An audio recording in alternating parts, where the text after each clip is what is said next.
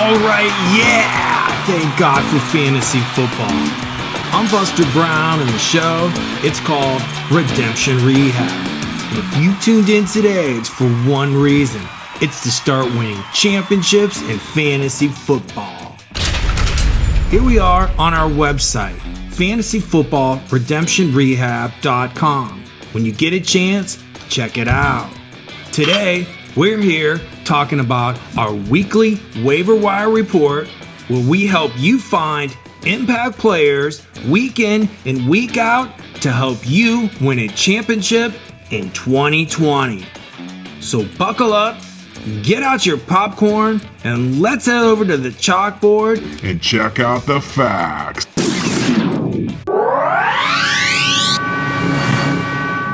Okay, here we are on RT Sports checking out our waiver wire report for week 6 of the NFL season. Behind me is the schedule of the NFL season. So let's take a look at some quick hits at some positions that you may need to help fill out your roster, starting with kickers. I tell you what, if your league still has kickers in it, you got to go over here to Atlanta to a kicker called Young Hoo Koo. He was on the injured reserve for a week or so a lot of people cut him. But last week he was 3 for 3 with an extra point. As you can see here, Atlanta's playing against Minnesota in a dome. It should be a high-scoring game in the mid-50s. And his name is Young Hoo Koo. We call him the Koo Man. And I'll tell you what, looking for him to kick at least 3 or 4 field goals in this game to help you win your Week 6 matchup. Let's take a look at some defenses. If you want a couple good defenses, you got to start here with the Indianapolis Colts. Look, they're not going to be available in your league, but if the Baltimore Ravens can spank the Cincinnati Bengals, Colts defense might even be even better. So in DFS, Daily Fantasy Football, get them in your lineup. And another team I really like is what happened last week. Look, Baltimore's for real. They got a good defense. They spanked Cincinnati, like I said, but this defense could make it rough for Carson Wentz, whose offensive line is shredded with injury. So look for the Baltimore Ravens to put a hurting on the Philadelphia Eagles. Hey, if you need a couple sleepers, last week we suggested the Washington football team. In the first half, they gave up a bunch of points in the rain to the Los Angeles Rams, but they played much better in the second half. And I like them against the New York Giants' inadequate offensive line. It's just they're not very good on the offensive line in New York Giants. And I'll tell you what, the front seven for Washington football team is really good. So I look for them to get to Daniel Jones a lot. And another team I really like, and you can take your pick of these teams, that's down here, the New York Jets against the Miami Dolphins. The Jets defense isn't awful. They're 0-4, but they do keep games low, and they might be able to get to Ryan Fitzpatrick, who has a tendency to play down to his opponent. So don't be surprised if the Jets put a hurting on the Dolphins after their big win, which I like to take defenses against teams that have a big win the week before, which Miami had in San Francisco. So they might have a letdown. And I also like the Miami Dolphins defense against the New York Jets, who seem to just be sputtering along at 0-4. They're looking at trading Le'Veon Bell. Their quarterback's banged up, Sam Darnold. So I like Miami's defense too if you need one for this week. I'll tell you what, we got some great quarterbacks that you should be looking at for week 6 in the NFL. We told you last week about Teddy Bridgewater. What'd he go out and do? He went out and lit it up. He's been on a lot of waiver wires. You should have went out and got him against Atlanta. He'd have got you maybe 20, close to 30 points. You should have put him in your lineup. We also told you about Tua Tagovailoa. Man, you should just stash this guy on your bench. It's just going to be a matter of time before Ryan Fitzpatrick gets put on the bench and they put this guy in there. They got to see what he can do. It might not be in week 6, which you could always pick up Ryan Fitzpatrick. He went out and scored, 25 points against San Francisco. He's another quarterback you can pick up and put on your bench. But everybody's probably going to be going after a guy. Dak Prescott got hurt last week, so the Cowboys are going with Andy Dalton. They're really weak at quarterback here. Andy Dalton was a 3-time All-Pro, Pro Bowler. He's been in the playoffs a couple times. He's an accurate quarterback, but he's still Andy Dalton, and he's not Dak Prescott. So don't expect him to be putting up 500 yards throwing, 3 or 4 touchdowns, 30, 40 points a week. He's not going to do that. He's a good backup quarterback. If you can stash him cheap on your bench, you should. But rumors are Dallas is out looking for a quarterback in a trade. And don't be surprised, I'm hearing the name Matt Ryan being thrown around. Atlanta basically fired their general manager, fired their head coach. Matt Ryan's got a big contract.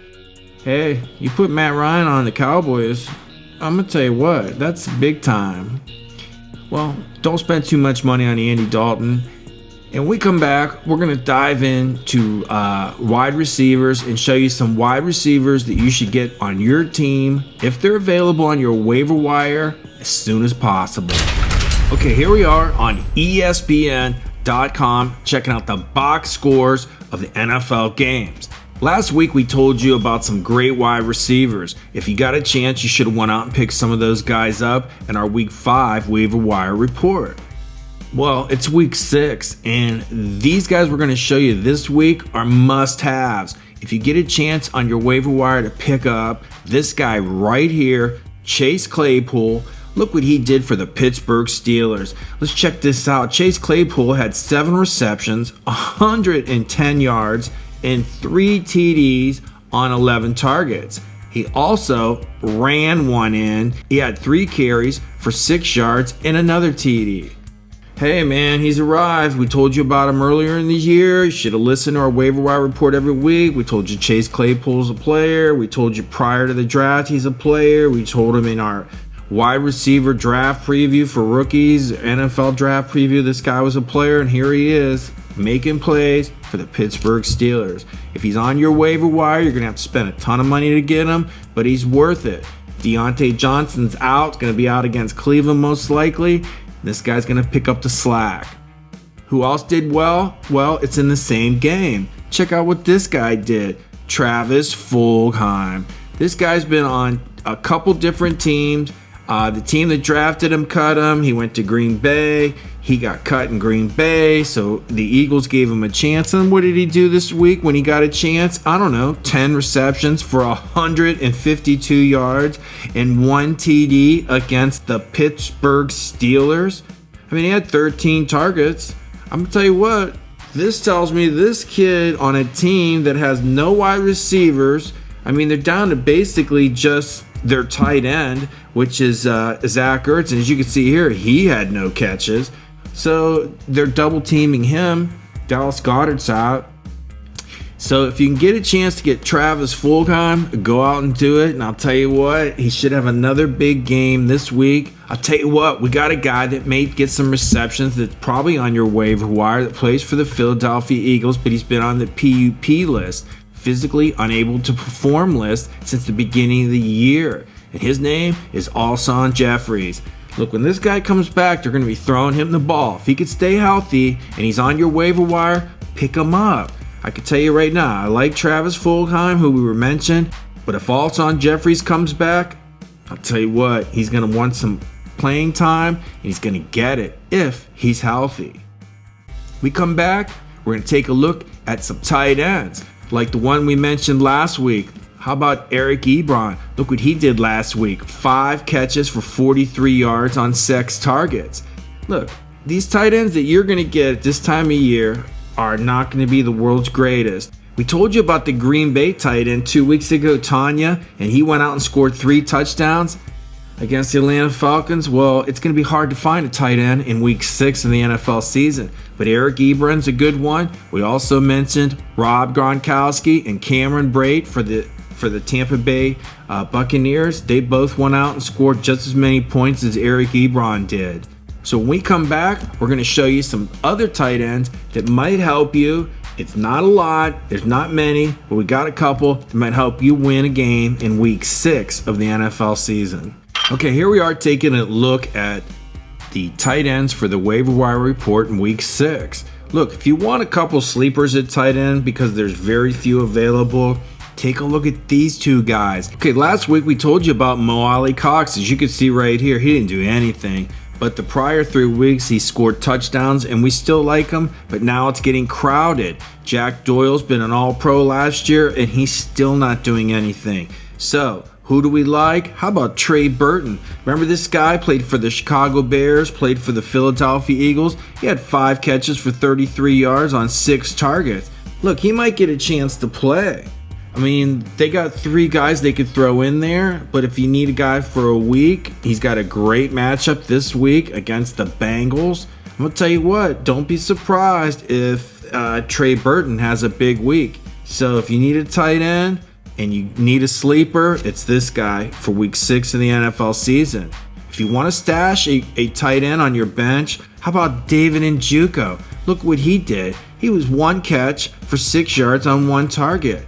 Look, the guy just came off the IR. He hurt his knee, and now he's feeling better, and he's back getting it together.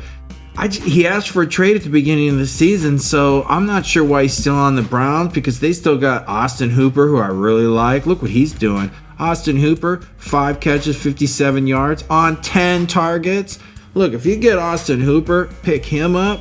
And I told you earlier I really like Harrison Bryant. He didn't do anything this week, probably because David Njoku came back and they're trying to get him some reps. But don't be surprised if the Browns trade David Njoku to a contender later this year. He might be worth a stash on your bench. Well, let's go take a look at running backs. It's week 6 in the NFL, and you know you need them, so we got some for you. Okay, here we are checking out some running backs for week 6 of the NFL season to help you on your waiver wire. Last week, we told you to get Chase Edmonds. If he did go out and get him, all he did was go out and get you 20 fantasy points. I mean, he had 15 carries for 70 plus yards, a touchdown, caught like 5 passes for a bunch of yards, and scored 20 some fantasy points. We told you about Justin Jackson. I mean, he was worth, when Austin Eckler got hurt, he was worth a pickup. All he did was go out and score, 10, 15 fantasy points for you in a PPR league. And another guy we told you about was J.D. McKissic. The Washington football team doesn't have much, and they're dumping the ball off to the running backs all day. J.D. McKissic had 6 catches for 48 yards, a handful of rushing yards. So if you're in dire need and he gets you a handful of points, maybe 10 to 12 points, hey, that's better than nothing in a PPR league. In a standard league, I'm not sure he's worth anything. But maybe you need somebody for this week. I mean, we showed you the schedule earlier. There's a bunch of teams on bye, at least 4. And COVID-19, you never know who's going to play and who's not. Well, I'm going to show you a running back, at least a couple that you can have for this week that'll help you win in week 6. But you're going to have to pay up for them because everybody's going to want them. Starting with this guy. It's Alexander Mattison. Look what he did.